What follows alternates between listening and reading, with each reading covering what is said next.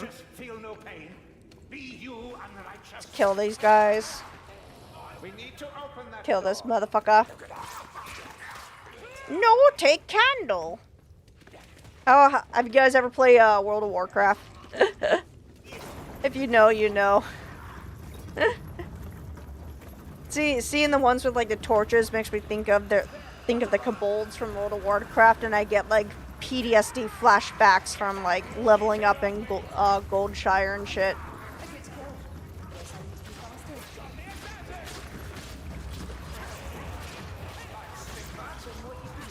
There we go. God damn, this is the slowest fucking door in history.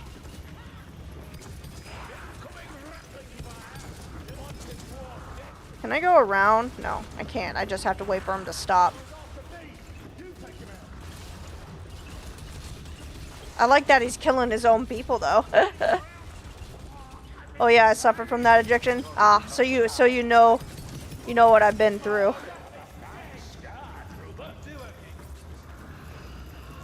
Yeah, I think I'm gonna switch back to my other guns. This gun just doesn't do a lot of damage. I like my other guns better. I like the fast guns, but like this one needs to do more damage for me to really, really appreciate it. I played WoW for so fucking long, bro. I don't think I could ever go back to it. I'm so done with that game. Oh. Let's kill him. Oh shit. Fuck. Hang on. Hang on, I got this guy. I know the secret now, chat. Oh, they got him. That's good. The last relapse was Legion, but I dropped it after that. I played all the way through Legion. I really liked Legion. I really, really liked Legion. Battle for Azeroth was the nail in the coffin for me. I hated Battle for Azeroth. I played through the entire Horde campaign, and then I saw, because I'm mainly a Horde player, and then I saw that they had a bee mount. I'm like, I want a bee mount. I want to fly on a bumblebee, and then I find out it's an alliance only one. It's like, okay, I'll level up an alliance character.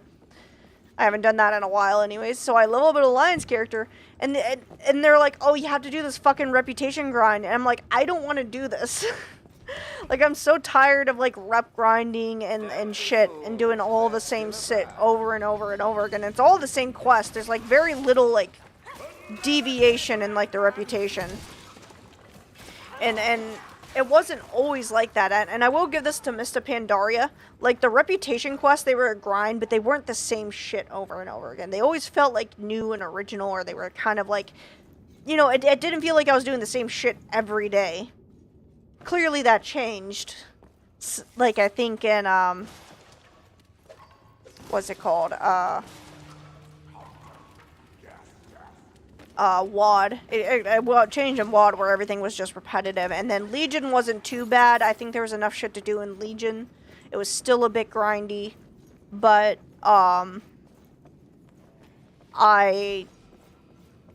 I couldn't do it anymore, and Battle for Azeroth was the final nail in the coffin for me. I just couldn't do it. Plus they fucking had, the Elder Gods, and they just kind of half-assed them.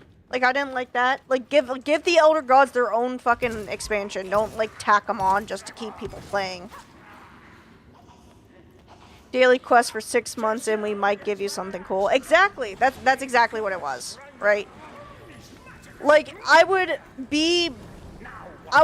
if it was a quest to where, like, okay, it would be very extensive, maybe you had to run a couple dungeons to meet certain requirements, I'd be okay with that, right? But it was the same fucking quest. You'd have to go and collect the fucking, you have to build up reputation with the stupid, Beekeepers Association, and just, you have to run around collecting stuff, and you could only do it for a certain amount of times a day. You can't, like, force grind it. And I'm like, it's like, this is awful. This is so mundane. I couldn't do it anymore. It was cancer.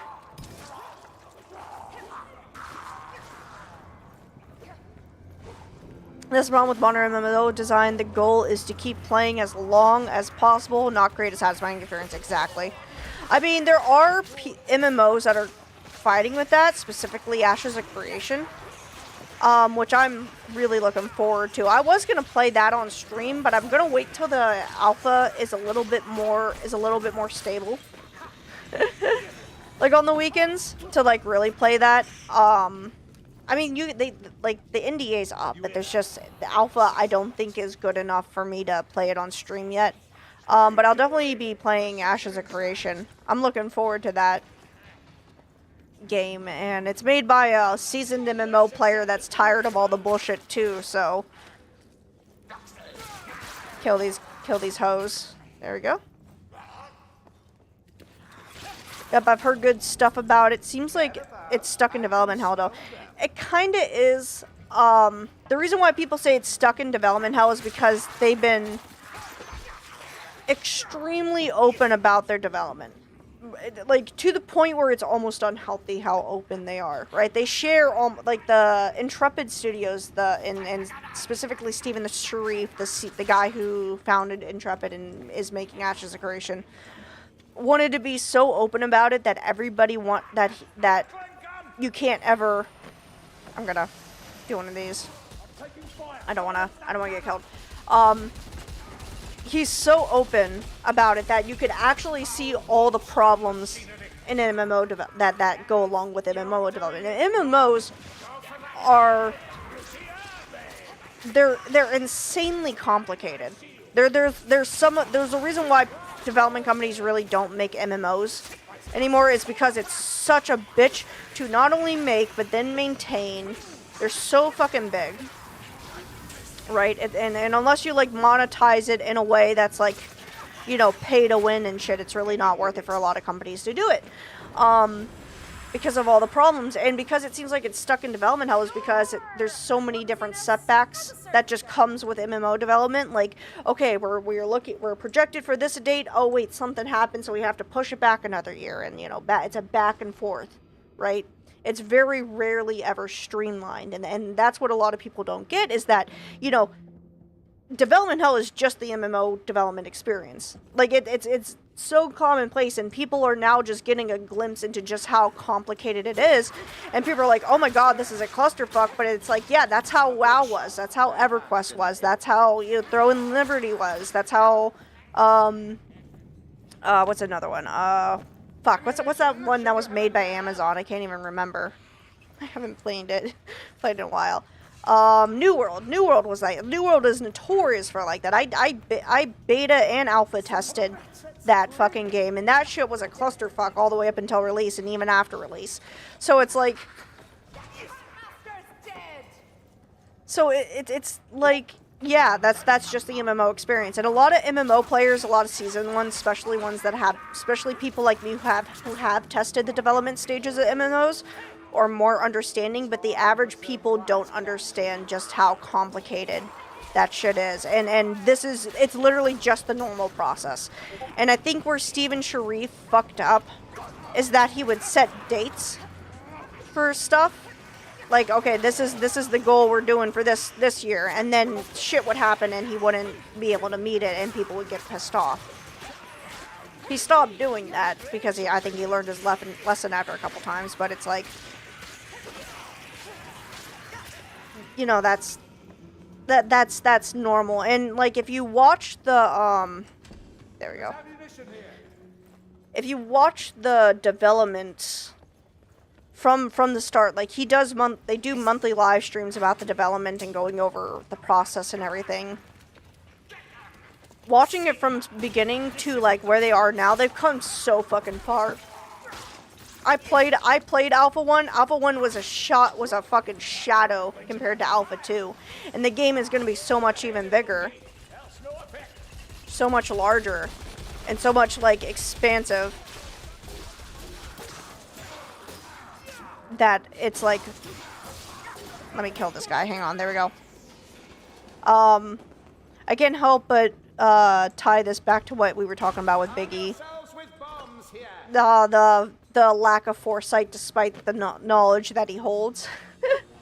Which actually, you know, if you think about it, that does kind of apply to Stephen Sharif. Like, Stephen Sharif is a seasoned MMO player. He knew, like, the development hell that would be in, but he still bit himself in the ass by, like,